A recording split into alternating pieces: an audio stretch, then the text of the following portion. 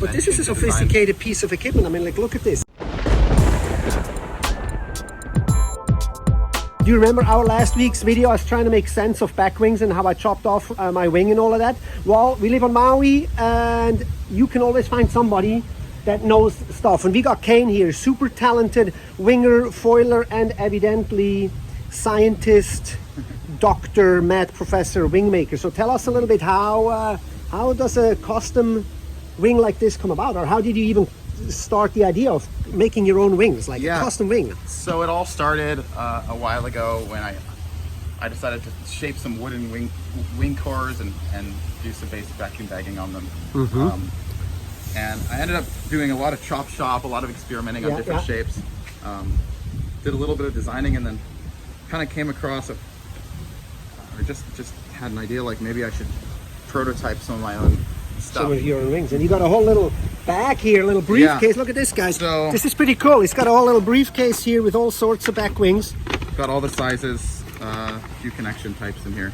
So evidently, and to connect with my video from last week, that was what I'm trying to make sense of. So I chopped these little wings off on my Armstrong foil, and I was amazed by how much of a difference it made. Now tell us a little bit. I see some wings have like these really extraordinary big stabilizers. They're almost like a W where it goes up like this. And then you have wings that are more flat.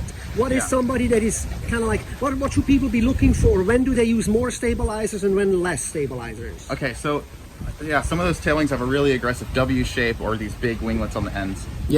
When you want to use those is when you want more yaw stability. So on foil you have pitch up and down, roll side to side, and yaw, which is pivot. And depending on the mast placement and stuff, you kind of match your tail wing and the vertical angle on your tail wing, or the vertical area on your tail wing. So if you're riding and you feel like it's too loose side to side, like this, more curve in your tail wing will help a lot with that, and also more area. And what would you recommend, like in terms of sizes? I got one in my truck that are like over 400 square centimeters, and then some of them are like rather small.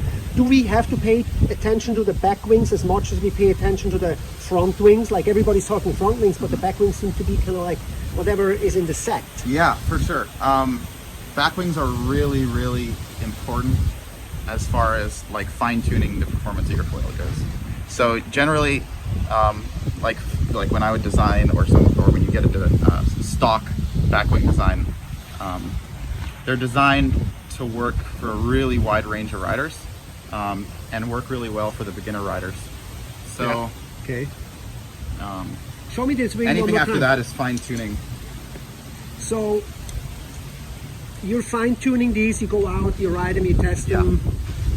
But this is a sophisticated piece of equipment. I mean, like, look at this. This is like,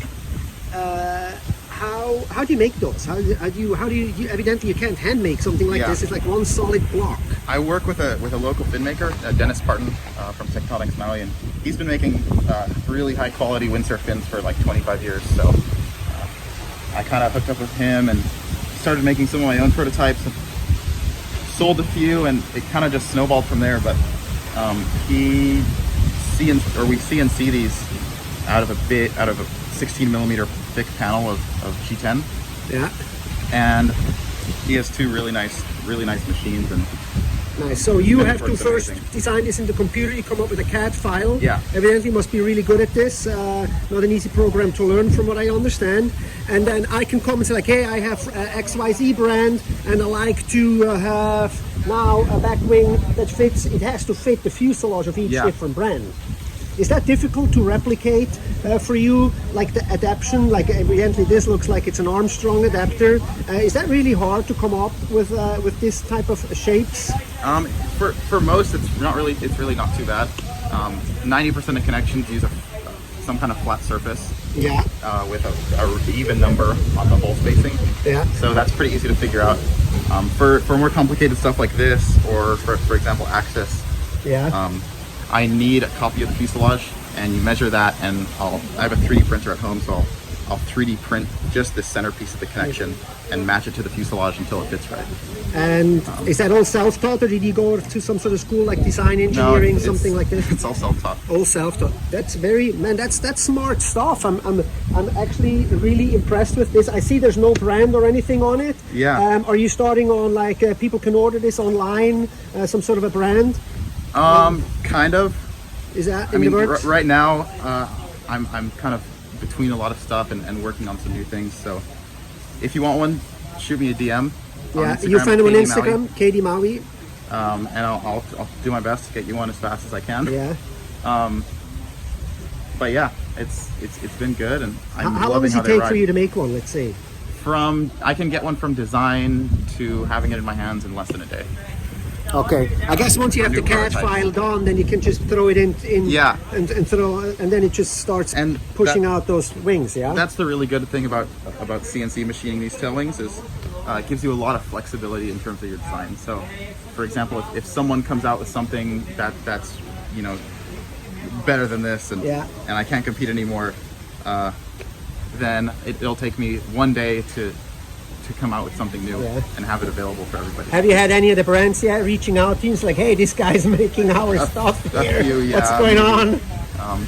Are they happy about it? Do they want to hire you, or they're like kind of like, hey? No, everyone's pretty stoked on it, and I've only had positive experiences Awesome. with other brands. Cool. So there's no fear of like that, like of infringing on proprietary kind of stuff from brands at this Not point. super, as long as you're not directly ripping their shapes.